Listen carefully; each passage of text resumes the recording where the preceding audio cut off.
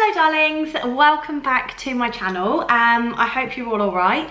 It's 30 odd degrees today and I am sweating. I feel like all I've done this week, all I've done for like the last month and a half is moan about the weather. Most people would be, you know, lapping this up, it's like Ibiza, and then there's me. I feel like a portable oven, so I'm not too happy about the weather. I haven't worn makeup in so long. This is for you. This is for you and you only. That's a total lie. It's not a total lie. I did brush my hair and straighten it today on the basis that I was going to be filming a video. But I've just not felt great over the last couple of days. So I decided today I was going to make a little bit of an effort with myself. I have been sat in front of the fan while I'm working with it like blowing on my face, like channeling my inner supermodel. It's just too hot. I'm just fed up of it. But I am finally, I've stuck to an upload day. So can we have a round of applause for me? But second of all, I am finally uploading, filming and all the rest of it, my pregnancy trimester 1 and 2 Q&A. So I'm now currently 31 weeks. I have put the question box up more than once on Instagram. So I've gone through and basically the most common questions I decided I would answer for you, and that's what I'm going to do today. So there were quite a lot, but there were a lot of kind of repetitions. There were a lot where basically I was getting asked the same questions quite a lot. So I just kind of put together the ones that I thought were either most helpful or the ones that were asked the most often.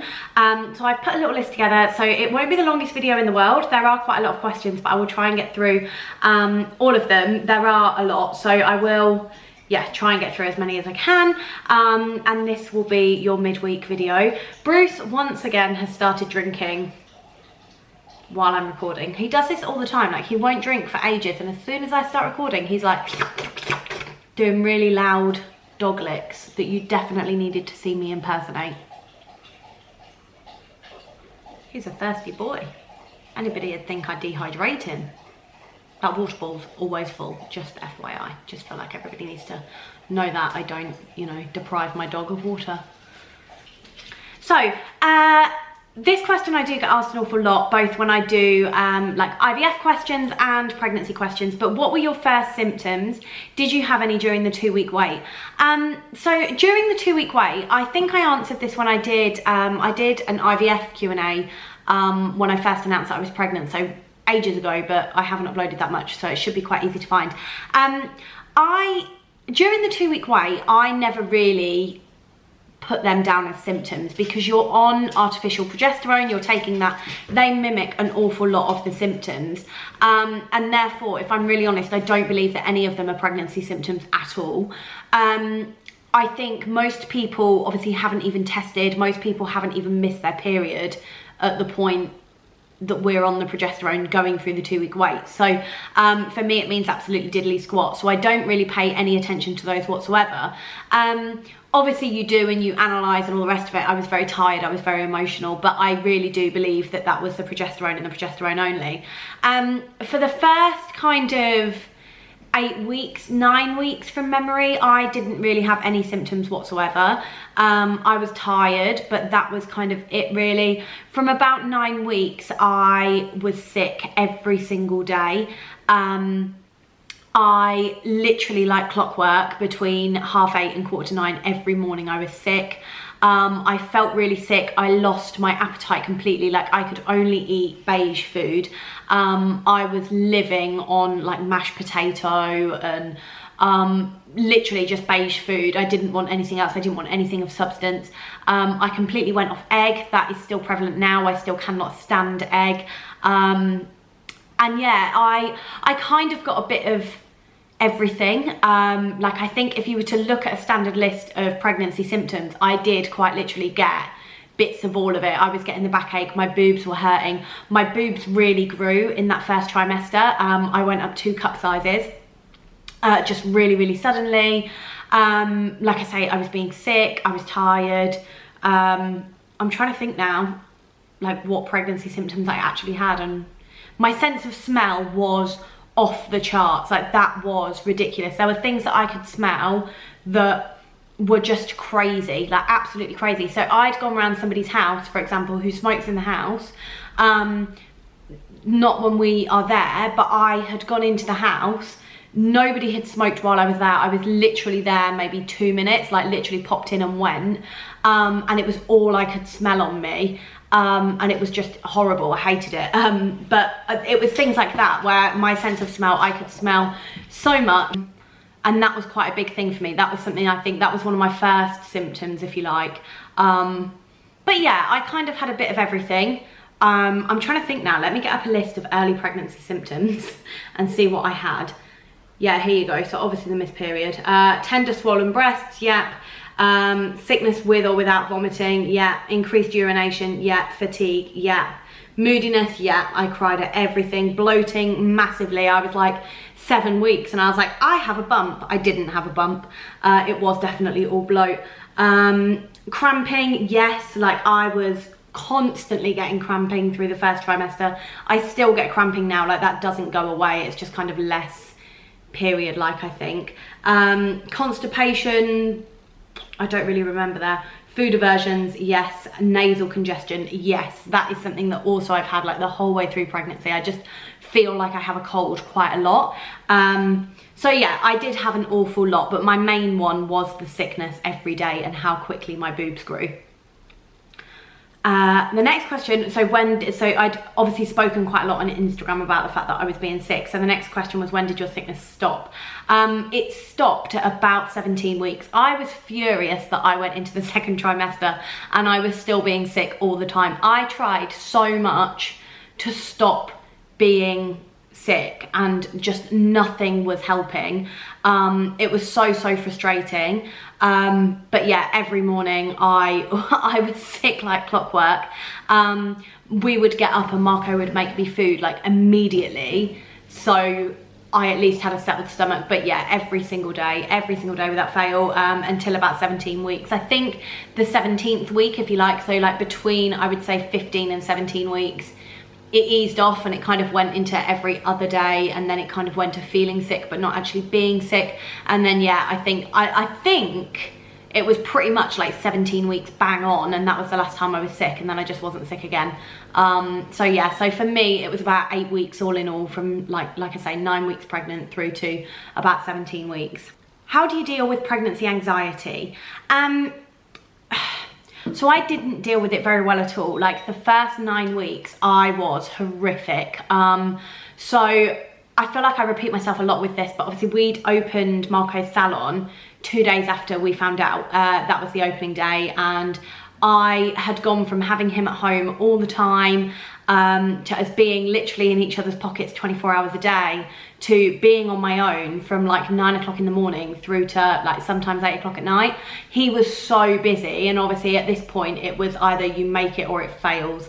So he was really preoccupied, whereas for me, I was at home all day on my own, just thinking about the fact it had worked and going over all the possible outcomes, which was horrible, and it was really rough territory to actually be in. Didn't enjoy that at all, but I was constantly convincing myself that something was going to go wrong. So for me, it was key that I was around other people. Other people would kind of be excited for me and would kind of lift my spirit in that sense.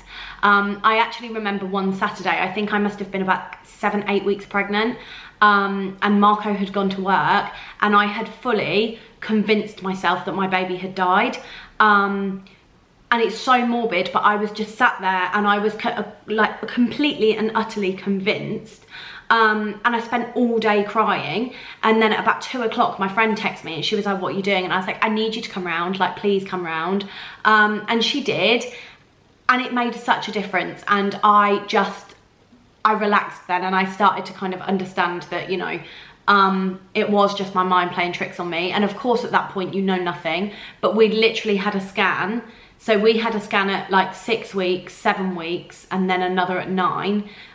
So I'd already had the scan, so I knew that it was okay, but in my head it just wasn't, and I would just convince myself all the time that something was wrong. So for me, I had to stay busy, I had to be around other people. We then had our 9-week scan and were discharged from the IVF clinic, and I decided then that I needed to announce it. I don't think I was fully ready to announce, if I'm really honest. I do kind of wish we had waited a little bit longer. I wasn't fully prepared for that, but we decided it was the best thing to do. And that, I think, did help somewhat because I was able to talk about it so much more openly. And I didn't feel like it was a big secret that I was keeping, and I could share those anxieties with other people. So that for me, like, we'd already told like our immediate family and our best friends, but being able to talk about it so much more openly with other people.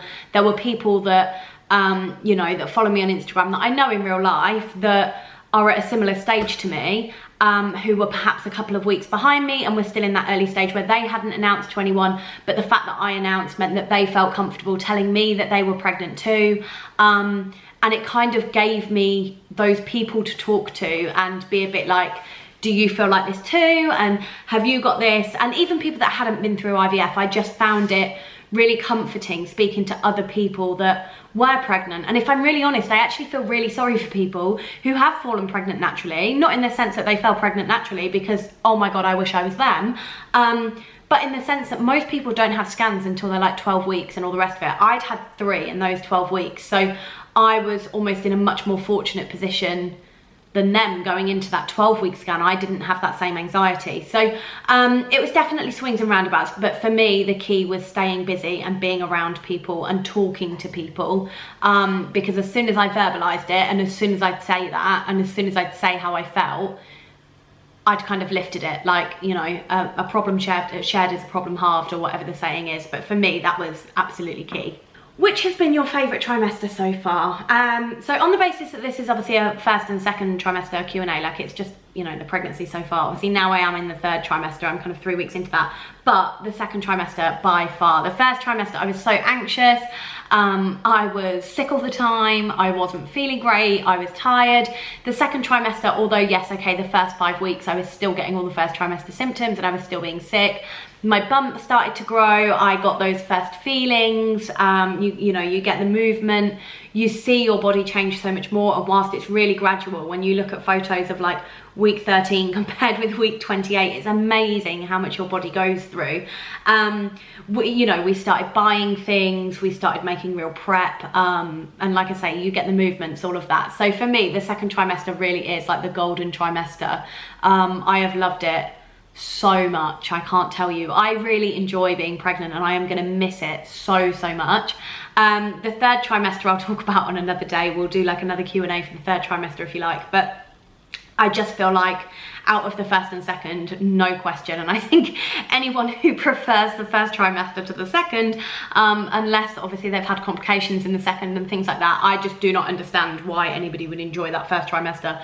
I think, you know, it's just different. You don't really know that you're pregnant for a lot of it, or most people wouldn't. And I think, like I say, that's when you're getting all the weird, horrible symptoms. And so to me, the 2nd is just, it's dreamy compared to the 1st, or it was in my experience. Has anything surprised you about pregnancy? Everything, literally everything. I think I like to see myself, and I like to think that I'm quite a well-researched person and that I really look into things. So just like I kind of researched IVF within an inch of its life, I did with pregnancy too. And yet there are still things that I didn't know about that have really surprised me. So I think, first of all, like how quickly it really goes. It does absolutely fly by, but at the same time, like I feel like I've been pregnant forever.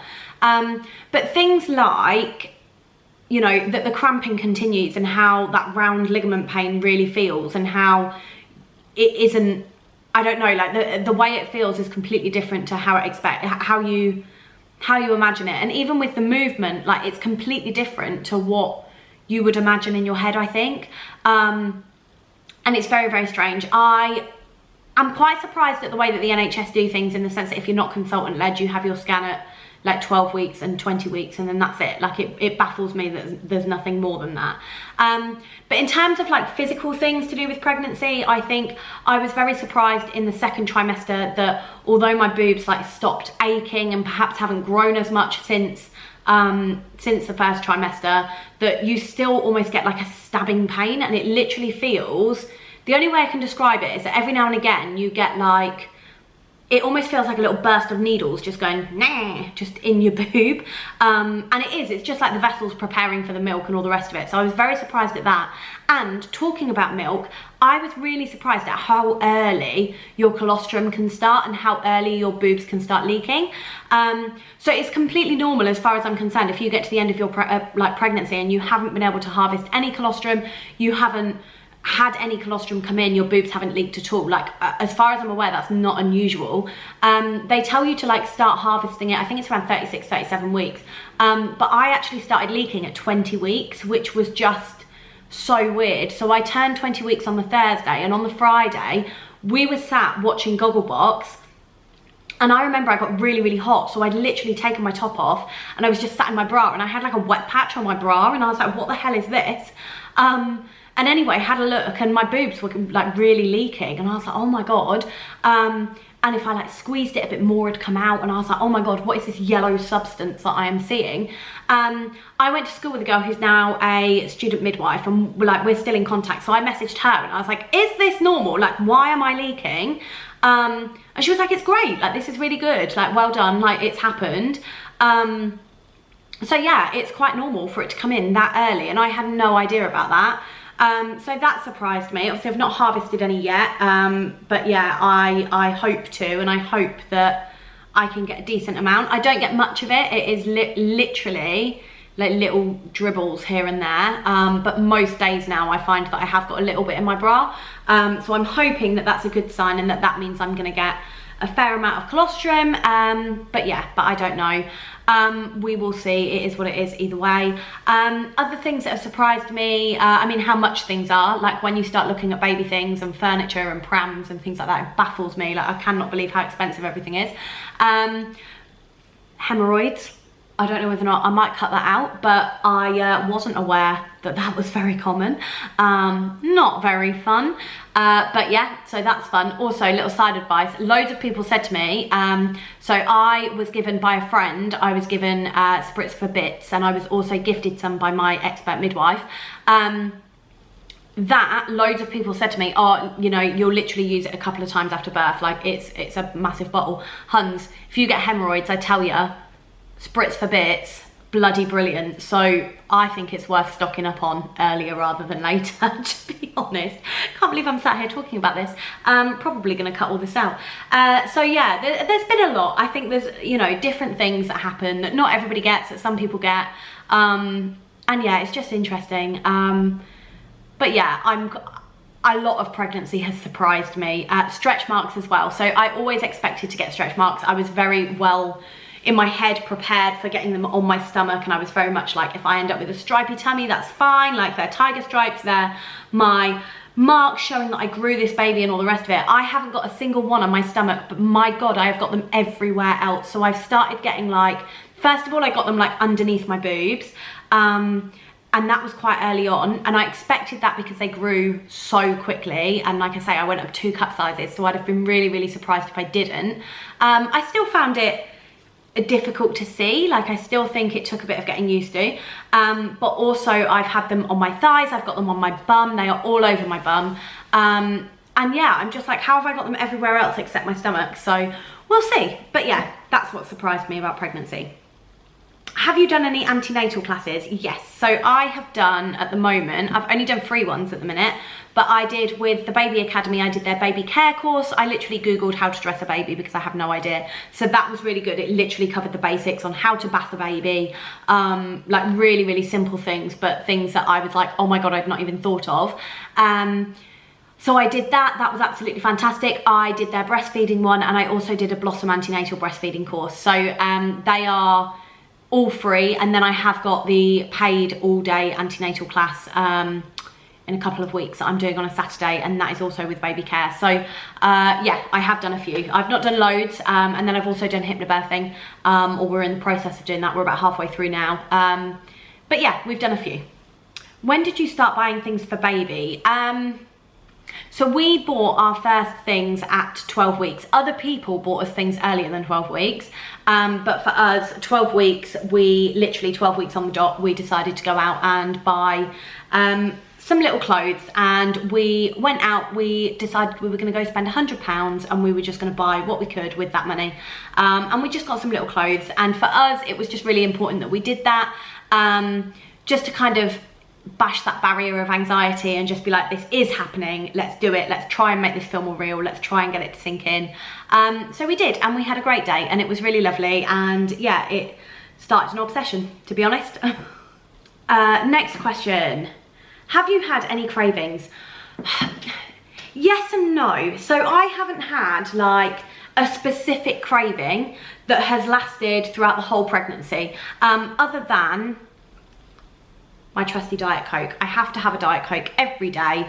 I always loved Diet Coke, even before I was pregnant, so I'm not really convinced it's a craving as such. It's just something that I literally want every single day.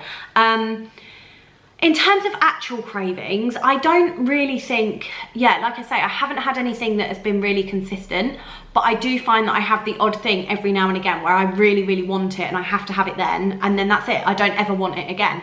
An example being when I had COVID and we had that heat wave, I really wanted bread and butter pudding, and I don't even really like bread and butter pudding that much, but it was all I was thinking about all day and I really, really wanted it.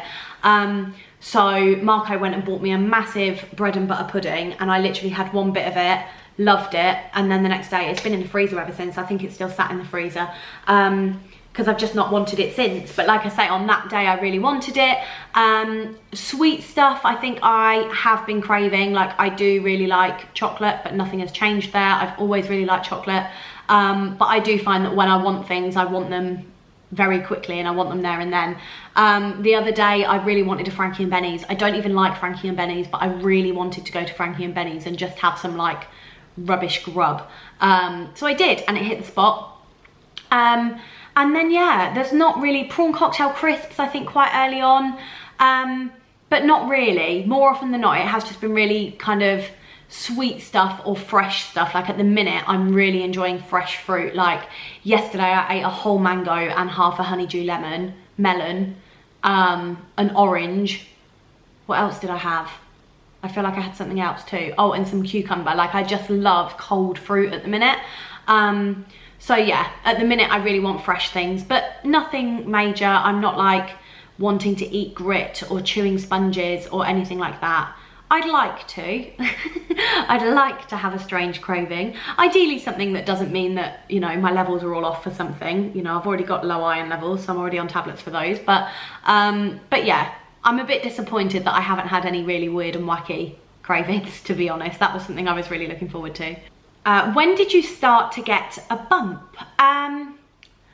So I was quite bloated, and I remember around 13 weeks thinking I had a bit of a bump, and then it kind of started to level off a little bit, and I think really it was around 15-16 weeks that I started to see a small bump.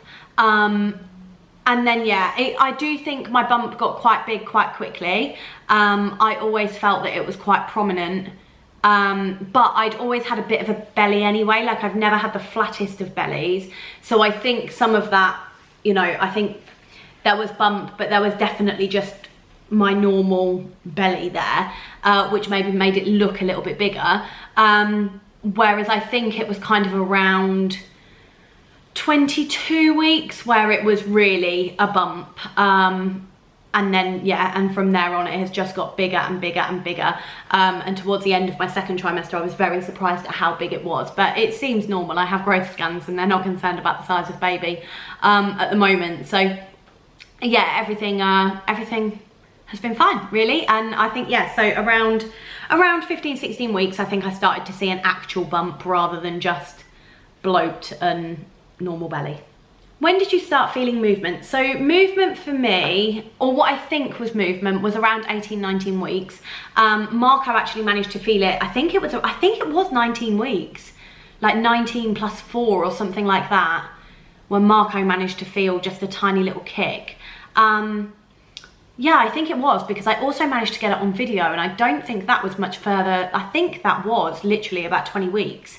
And I remember being quite surprised because I expected it a little bit later. Obviously, it does depend on where your placenta is, so whether or not you've got a posterior placenta or an anterior. So if your placenta's at the front, you're obviously less likely to feel it. Mine's not, I've got a posterior placenta. So yeah, about 18, kind of late 17, early 18 weeks, I would say, I started to feel what I can only describe as, somebody actually described it like this to me on Instagram, and I can't remember who it was, but I have just ran with it because I loved it, and I think it describes it so perfectly. Either, like, you know when your eyelid has like a little spasm almost, and it kind of goes like, it felt like that, but in my tummy, almost like a goldfish, like flipping. So yeah, so it was quite early, I think, and then yeah, it just kind of got stronger from there on in, and then yeah, it was amazing. The first time you actually see it and it goes from, it stops being a flutter and turns into a kick, is just, it's so bizarre. It's like you have an alien in your body, and it's just really, really weird. But yeah, at first it's definitely hard because it feels a bit bubble-like, so you don't really know if it is a, what's the word I'm looking for, if it is movement or if it is just like gas or something like that, just something moving around. Has the pregnancy been straightforward so far? Yes. So I am consultant-led and I am high risk. IVF doesn't come into that. I know a lot of people are automatically consultant-led if they've gone through IVF, but that's not the case with my trust. So I have a high risk of DVT. There's some family history surrounding that and blood and things like that. There's some family history there, which means I'm at higher risk. I had a blood test during IVF as well. With regards to that, I was on blood thinners during IVF because of my risks there. So that was a marker for me. I also have low PAP-A, which is a hormone. It's all linked to your placenta and your, like, the growth of the baby. Basically, there's a risk that baby would be quite small. So that's one of the reasons that I'm having growth scans. So yeah, so I had that done. My PCOS meant that I was high risk of gestational diabetes, so I had that test, but everything came back fine. My iron levels are low. I have developed anemia during pregnancy, so I am on prescribed iron tablets, and I'm on blood thinners. And the blood thinners are, like I say, because of my risk of DVT, because I had COVID, although I was only on them for 10 days for COVID, but they've now been prolonged. And yeah, and then also because my BMI, despite it being under 30 when I got pregnant, the weight I've gained during pregnancy means I'm now over 30, so that was also marked. So it's a few different reasons, but yeah, it's been really straightforward. I think given the fact that I had a few risk factors, I'm very happy with the way that it's gone so far with my growth scans and my consultant. Everything seems okay. She seems happy for me to go into labour naturally and spontaneously at the moment. So, you know, we have these scans every 3 to 4 weeks. So we, you know, providing everything is okay, everything is going well at the moment. So yeah, everything has been going swimmingly. Do you have names picked, and when did you pick them? Yes. Finally, we have our names picked. So we did pick them, I would say end of second trimester, I think, was when we picked the names. Our boy's name we have known we would have for a really long time. There were a few different things I wanted to just kind of, yeah, I wanted to explore a few other options when it came to our boy's name, but we have been really confident on our boy's name for a long time. But yeah, but like I say, once you're actually pregnant, I think you start to question everything. Like our girl's name, we were so set on. And then when I actually got pregnant and we started talking about girls' names, our chosen girl's name, like literally, it was vetoed really, really early on in the end. And we kind of knew quite quickly that actually we didn't want to call our child it. So yeah, we have picked them. It's definitely been a process. You know, there are names that I love that Marco hates. Marco tells me I have to think like a bully, and there are certain names where he's like, no, because they would call them this at school. I think they really wouldn't, but you know, if he doesn't like a name, I'm not going to sit here and try and convince him to love it.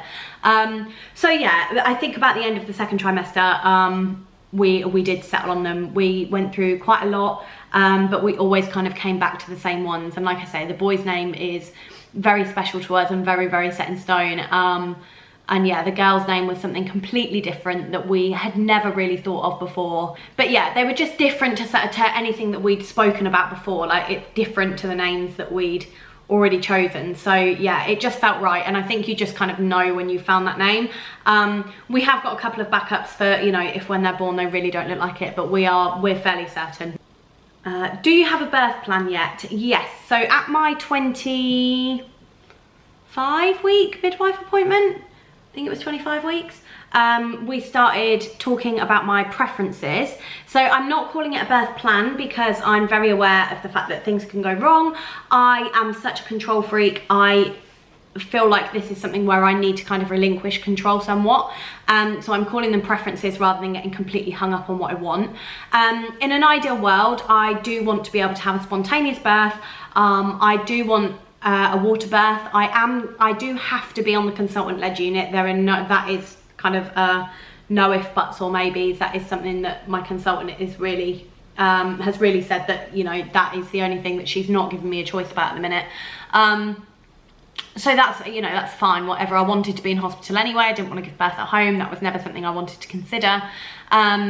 So yeah, I'm quite happy. And yeah, that's it really. I want to do hypnobirthing. I want Marco to cut the cord. I want Marco to be the person to tell me whether it's a boy or a girl. I want immediate skin to skin before the baby's been cleaned. I want the baby put straight on me. And yeah, I know that I want that support breastfeeding and all the rest of it. And yeah, I think in my head, that's how I would like it to go. But like I say, I'm very, very aware of the fact that it doesn't always go that way. I'm not closed off to other options completely. I think, you know, if I need to have a C-section, I need to have a C-section, whatever. It is one of those things, and I will, you know, that's fine. And I'm sure that that will be amazing too. I just want my baby to get here safely. So my preference is that it's a vaginal spontaneous birth in a pool and everything is very relaxed and lovely. But if it doesn't go that way, it doesn't go that way. Hence it being a preference rather than a plan. What big purchases have you made? All of them. We were really lucky actually, and a lot of friends and family bought us things that we were considering buying and we weren't sure of, like the Moses basket, for example. Friends bought us that. The Next to Me cot, one of Marco's clients, had not long had a baby, and they changed theirs or whatever, or I think that maybe their child had moved into their own room now, I don't know, but they were getting rid of their Next to Me cot, so they gave that to us. So yeah, a lot of things we did have earlier because we either got them like second hand or given to us. I think the pram we bought around 21 weeks. We went shopping with my mum and stepdad. We went to a place in Boston called Pushchair Expert, which I really, really recommend if you are that side of the country. So we went then. We didn't intend on coming home with the pram that day. We intended on picking our pram and then, you know, yeah, either ordering it online or ordering it in and it not coming for another 8 weeks or whatever. But yeah, they had it in stock and we came home with it that day, as well as the car seat, the Isofix base. The furniture we literally got maybe a week and a half ago. So the furniture we didn't get until we were in the 3rd trimester. But yeah, we bought an awful lot in the 2nd trimester. I think I wanted as much done as possible before I went into the 3rd trimester and before I felt like I needed to slow down. So whilst I felt good, we decided to do as much as we could, really. Have you gained weight during pregnancy and how have you dealt with this? I was really surprised at how many of you were interested in the size of my arse. Yes, I have gained weight. It's very normal to gain weight during pregnancy. I've actually gained just over a stone. I think I've gained 1 stone 3 pounds, I think it was when I was I was weighed at my 11-week booking appointment and then my 28-week midwife appointment, and I haven't been weighed since.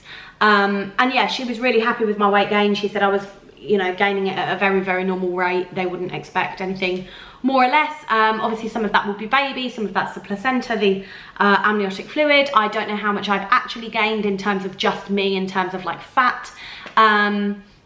We'll see after the birth. I'm trying not to get hung up on it.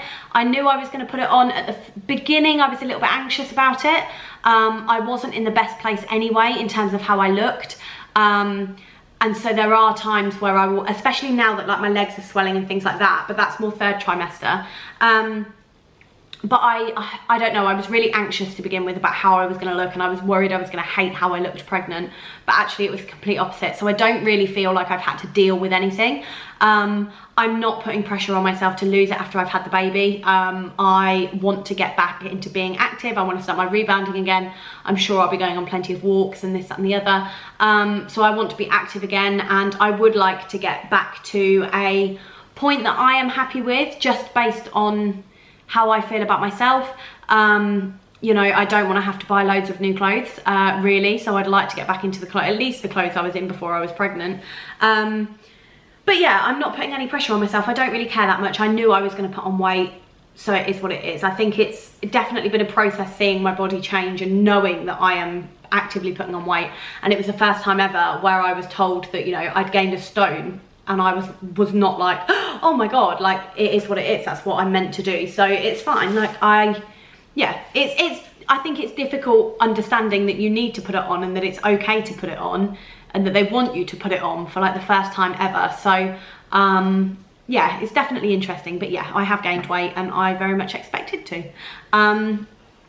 So final question then, were you anxious about dyeing your hair? I get so many questions about this. I coloured my hair when I was 5 weeks pregnant, and I have had it done every 6 weeks from that point on. I was not anxious about it at all. I did research into it. I had my patch test done again. I haven't had any root colour. I have literally just had foils through my hair throughout pregnancy. I will be having a root colour before the baby is born, but at the moment I've only had foils. I did some research on it. I had a look into it myself. There's minimal research, but you would have to be exposed to an awful lot of the chemical for it to, in my opinion, to make any difference whatsoever. People have their own opinions. You do what's right for you. My husband is a very experienced hairdresser. He has been in the game for a very, very, very long time. If he thought that there was any risk to me or baby, he would not colour my hair. So for me, to be honest, I don't even think it was something that I gave a second thought to, bar quickly Googling it to make sure that it wasn't like set in stone, black and white advice on the NHS that you shouldn't do that. I would recommend getting your patch test done again and having your strand test. My hair hasn't lifted as well. Your hormones do play into that, so my hair definitely didn't lift as well as it does usually in terms of the blonde. So yeah, get that done again, because you can react differently to it, but I personally don't see any issue with it, and I think if you want to do it, do it, but it's a personal choice, and it's up to you. But no, I had no anxieties about it, like I say, because I don't think my husband would have let me do it if I know he wouldn't have let me do it, and he wouldn't have done it if he thought there was any risk at all. So yeah, it's totally up to you. I don't think there's a right or wrong, but I had no anxieties.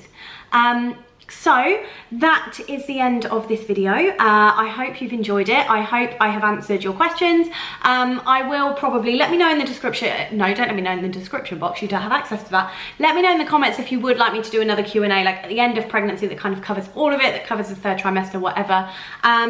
But yeah, I hope you've enjoyed this video, and I will see you on Sunday for my 31-week vlog. Don't forget to subscribe if you haven't already, and follow me on Instagram at amber.it. So see you Sunday.